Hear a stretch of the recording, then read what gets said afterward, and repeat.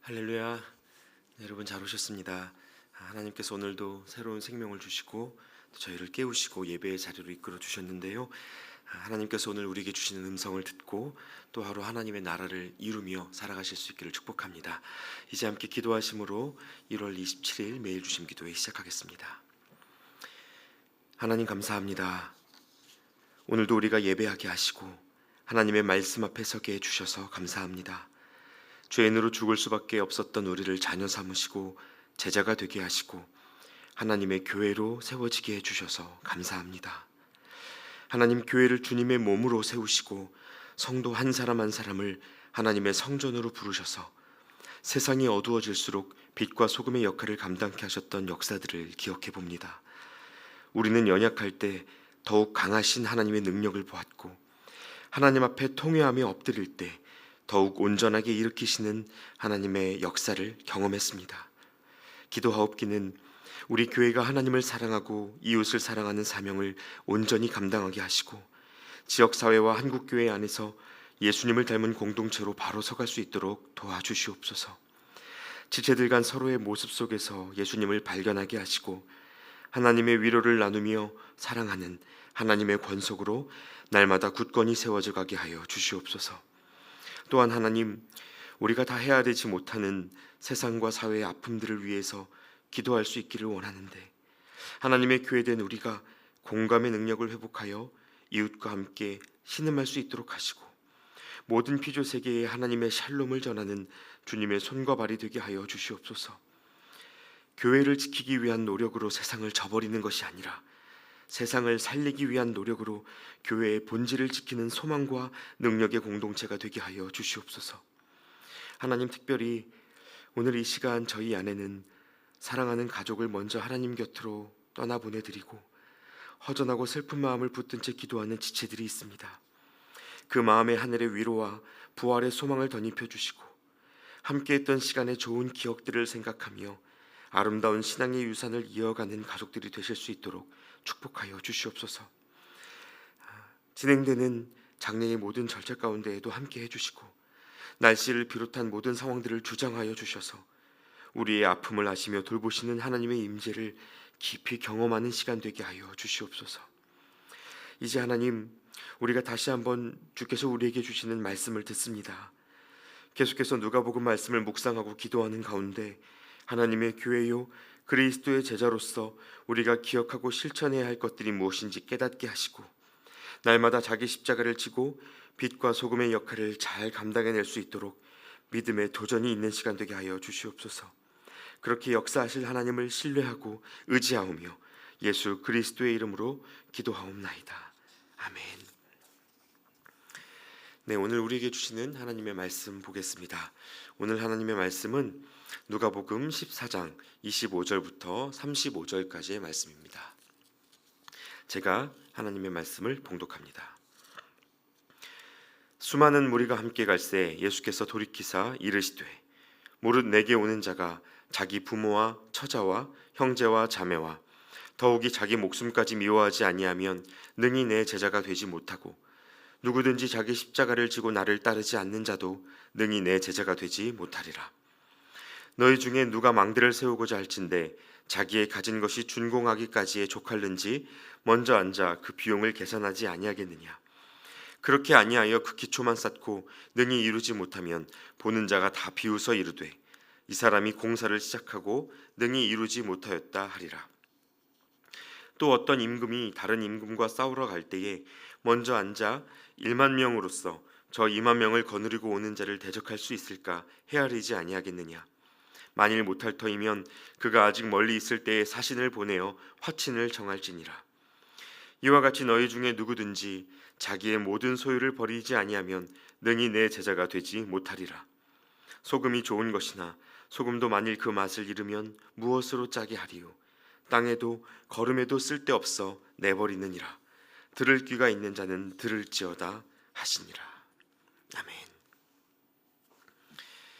네, 여러분, 저희는 어제 본문을 통해서 유력한 자들을 중심으로 자기들을 위하여 베풀어진 바리새인들의 식탁 한가운데에서 가난하고 연약하고 또 소외된 자들을 초청하시는 하나님 나라의 잔치에 대해 말씀하시는 그 예수님의 음성을 들었습니다. 남들과 구별된 자리의 특권을 은혜이자 자랑으로 여겼던 이 종교 지도자들과 달리 주님은 간절한 마음으로 하나님의 초대를 귀히 여기는 이들을 부르셔서 하나님 나라의 잔치가 어떤 사람들을 위해 베풀어진 자리인지를 가르쳐주고자 하셨습니다. 사실 이 말씀이 우리에게 찔림이 되고 또 도전이 되는 이유는요, 여전히 우리 안에 바리새인의 식탁을 사모하는 마음이 있기 때문이었죠. 특별한 자리에 앉아 특별한 대우받는 것을 인생의 성공으로 여기는 마음이 있고, 누군지도 모를 가난하고 보잘것없는 이들에게 굳이 내 인생을 식탁으로 내어주어야 하나 하는 이 인간적인 계산이 있기 때문에 처음 초대받은 자들이 하나님 나라 잔치에 동참하지 못할 거라는 이 주님의 말씀 앞에서 우리는 엎드려 기도할 수밖에 없었습니다. 그런데 여러분, 오늘 본문은요, 우리 그리스도인들이 감당해야 할 삶의 본질로 저와 여러분을 더 깊이 안내하고 계십니다. 바리새인의 식탁이 아니라 하나님 나라의 잔치를 펼치는 인생을 살기 위해 우리에게 있어야 할 마음이 무엇인지 들려주시는데요, 여러분, 주님이 이 말씀을 하시기 위해서 가던 걸음을 멈추셨습니다. 먼저 25절 말씀을 보시겠는데요, 25절에 수많은 무리가 함께 갈새 예수께서 돌이키사 이르시되, 이렇게 되어 있습니다.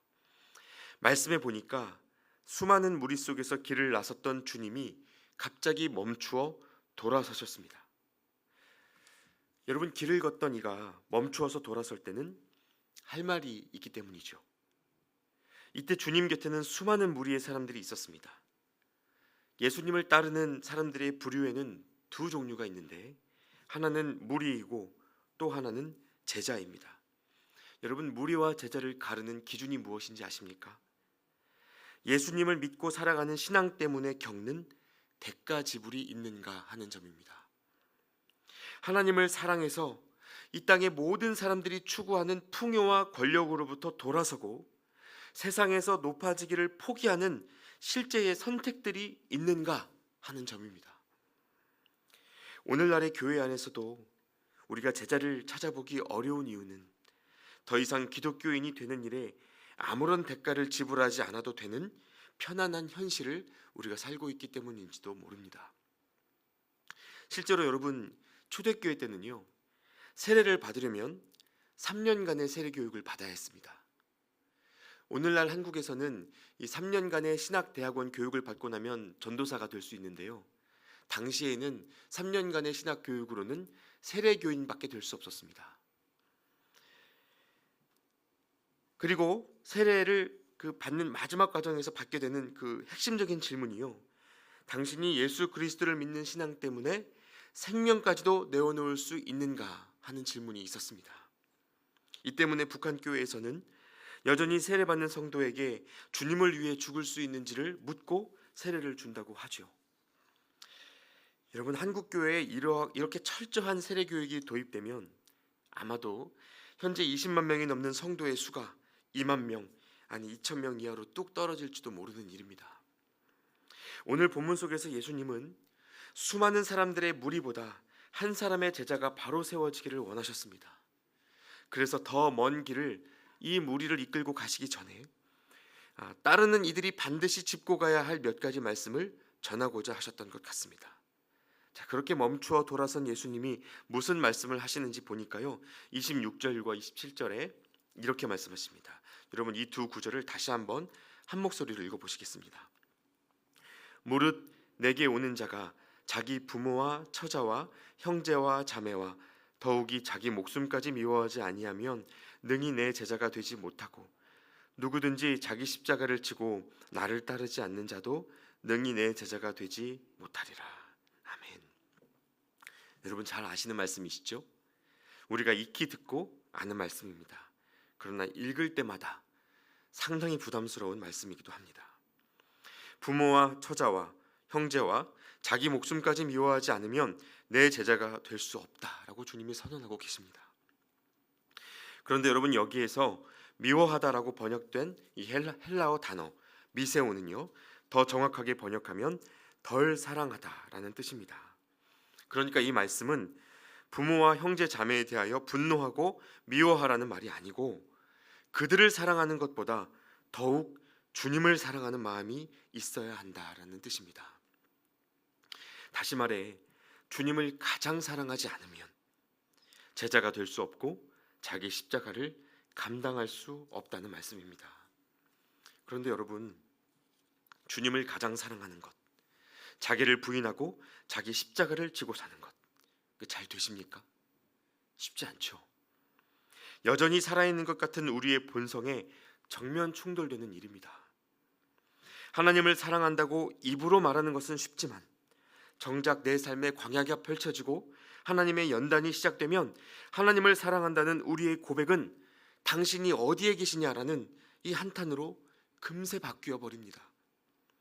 종려나무 가지를 흔들며 호산나 다윗의 자손이여를 노래하던 이들이 한순간에 저 예수를 못 박으라는 외침으로 바뀌어 버리는 것이 오늘날 사람들의 실상입니다.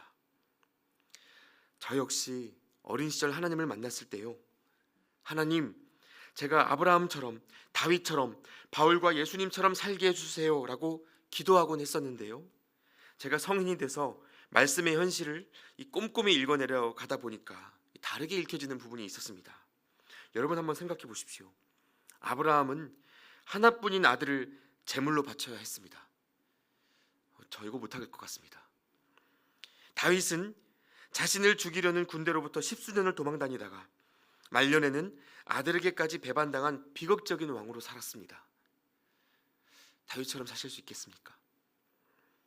또 바울은요, 결혼도 못한 채 선교지에서 순교했고 심지어 예수님은 남 좋은 일만 하시다가 십자가에서 억울하게 죽으셨습니다.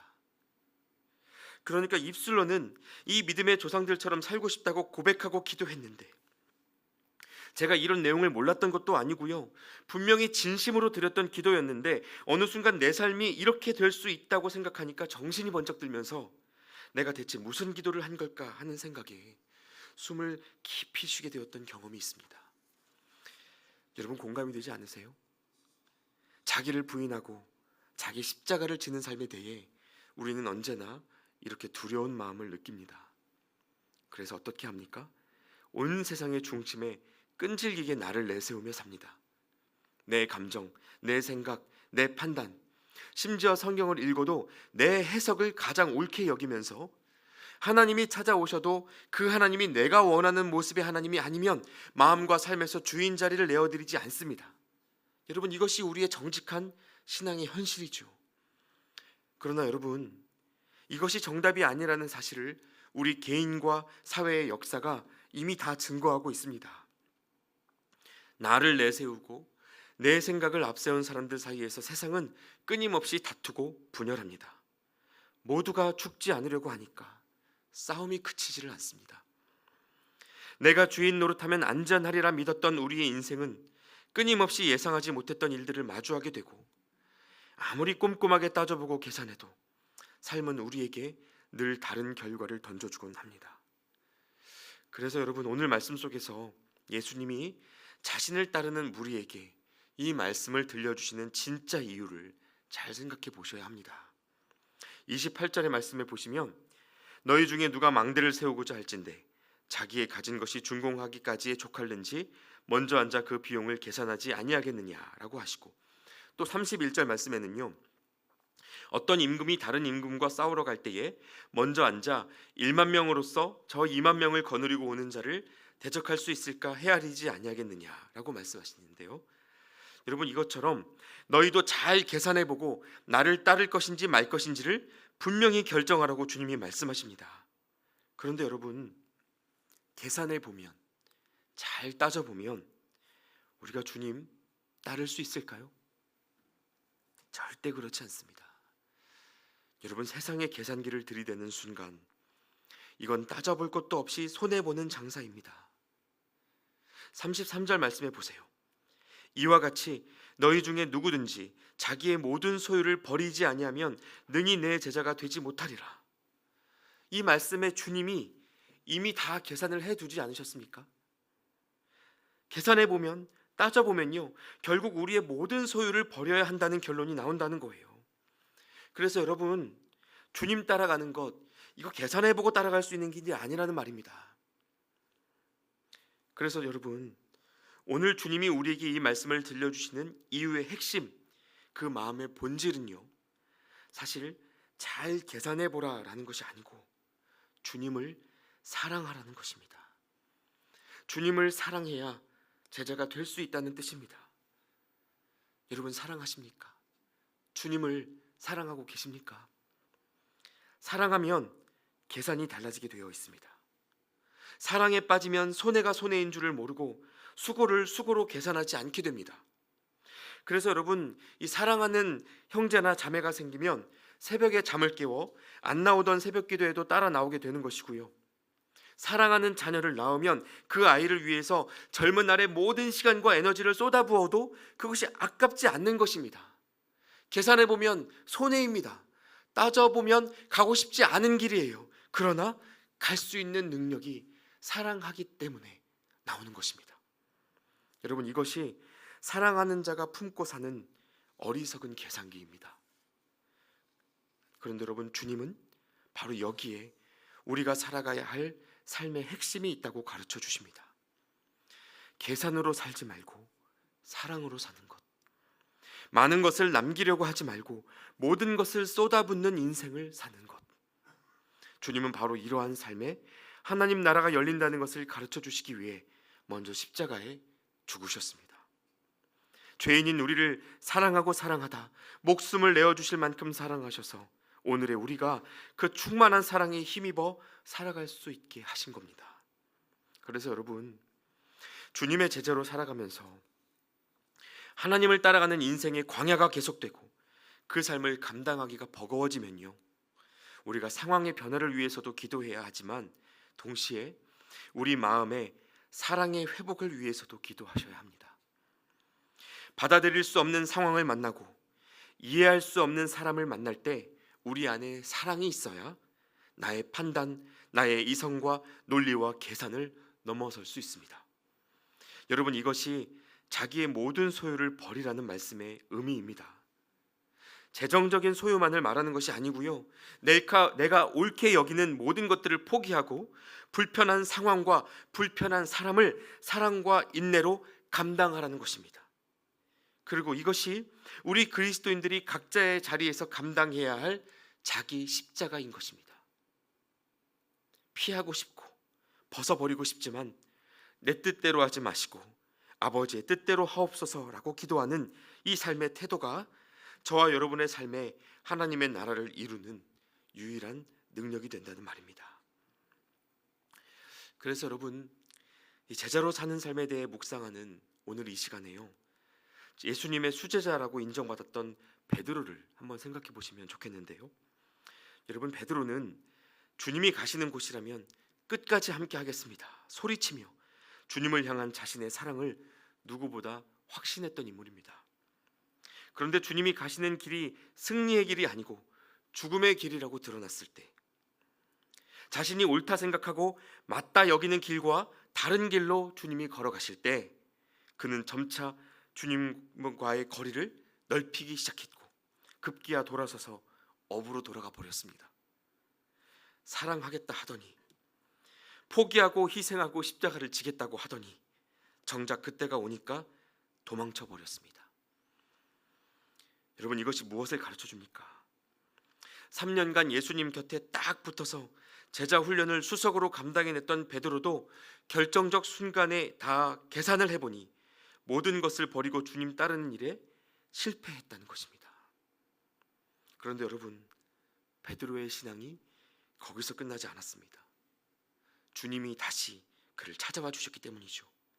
그리고 베드로의 입장에서 이 뭐라고 대답할 수 없는 정말 부담스러운 질문을 던져주시는데요. 요한의 아들 시몬아, 네가 나를 사랑하느냐? 요한의 아들 시몬아, 네가 나를 사랑하느냐? 요한의 아들 시몬아, 네가 정말 나를 사랑하느냐? 이 똑같은 질문을 3번이나 던지셨습니다. 그런데 이제 베드로의 대답이 달라져 있었습니다. 그럼요 주님, 제가 주님을 사랑하고 말고요라고 힘주어 대답하지 못하고요. 주님 그러하나이다. 내가 주님을 사랑하는 줄 주님께서 아시나이다라고 말하고 있습니다. 내 사랑을 내가 주장할 수 없고 내 마음이 사랑인지 아닌지는 주님이 아신다는 말입니다. 사랑의 주권을 주님께 넘겨드리는 고백인데요. 여러분, 이것이 진짜 사랑입니다. 아무리 사랑해도 내 사랑은 모자라다고 느끼고 더 사랑하지 못해서 고개를 들 수 없는 그 마음이 사랑입니다. 여러분, 베드로는 자기를 포기하지 못하고 십자가로부터 도망쳤지만 참 아이러니하게도 그 실패를 통해 예수님이 기다리시던 진짜 사랑을 고백하게 된 것입니다. 그래서 여러분, 자기 십자가를 지고 나를 따르지 않으면 내 제자가 될 수 없다라는 그 주님의 말씀 앞에 오늘 우리가 드려야 하는 응답은 내가 주님을 끝까지 사랑하겠다 하는 힘 있는 결단이 아닙니다. 오히려 주님, 나는 나의 힘으로 주님을 사랑할 수 없습니다 라는 겸손한 고백, 주님을 사랑하는 내 마음은 주님이 아십니다 라는 이 고백이 우리가 드릴 수 있는 최선의 응답입니다. 그러므로 여러분, 우리가 우리 자신을 포기하지 못하고 하나님을 향한 사랑을 온전하게 말할 수 없다고 해서 염려하지 않으셨으면 좋겠습니다. 내가 할 수 없다는 그 절망이야말로 비로소 우리가 진짜 죽었다는 증거가 되는 것이고요. 또 34절 말씀에 소금이 좋은 것이나 소금도 만일 그 맛을 잃으면 무엇으로 짜게 하리요 라고 말씀하셨는데요. 여러분, 소금은 그저 물속에서 힘을 빼면 자연스레 녹아들고 사라진 듯 보이지만 짠맛을 냅니다. 소금이 스스로를 키우고 힘주어 버티면 그 물은 생명력을 잃은 사해, 죽은 바다가 되어버립니다. 그러니까 우리는 주님의 품 안에서 기꺼이 녹아진 채 살아가시면 됩니다. 제자가 되겠다고 내 힘으로 아등바등 노력하는 것이 아니라, 힘주어 결단하는 것이 아니라 이미 우리를 제자 삼으신 주님의 사랑을 기억하고 사랑받는 자로, 사랑받는 자답게 살아가시면 됩니다. 여러분, 오늘 하루 살아가시는 동안에 내 존재가 희미해지는 것 두려워하지 마시고 우리가 하나님의 사랑 안에 있다는 굳건한 믿음으로 나는 주님 못 따라가니 주님이 나를 안고 가달라고 그렇게 기도하는 하루가 되시기를 바랍니다. 그래서 주님의 사랑이 저와 여러분의 삶에 어떤 일을 이루시는지, 우리를 어떻게 제자로 빚어 가시는지 목도하는 하루를 살아가실 수 있으면 좋겠습니다. 그렇게 제자로서의 삶을, 그 소명을 끝까지 감당해내실 수 있는 저와 여러분이 되시기를 우리 주님의 이름으로 축원합니다. 함께 기도하겠습니다. 하나님, 오늘도 우리에게 말씀해 주시고 하나님의 마음을 보여주셔서 감사합니다. 부모와 처자와 형제 자매는 물론 자기 목숨까지 미워하지 않으면 제자가 될 수 없다는 주님의 말씀 앞에, 모든 소유를 버리지 않으면 내 제자가 될 수 없다는 그 말씀 앞에 주님, 우리가 드릴 수 있는 정직한 고백은 우리는 할 수 없다는 고백입니다. 내 삶을 두른 모든 것들을 포기하고 십자가를 지는 것, 주님, 우리는 그것이 아직도 두렵습니다. 그러나 주님, 내가 할 수 없다는 그 고백을 아시고 그럼에도 불구하고 네가 나를 사랑하느냐고 다시 찾아와 물으시는 주님의 음성을 오늘 우리가 느낍니다.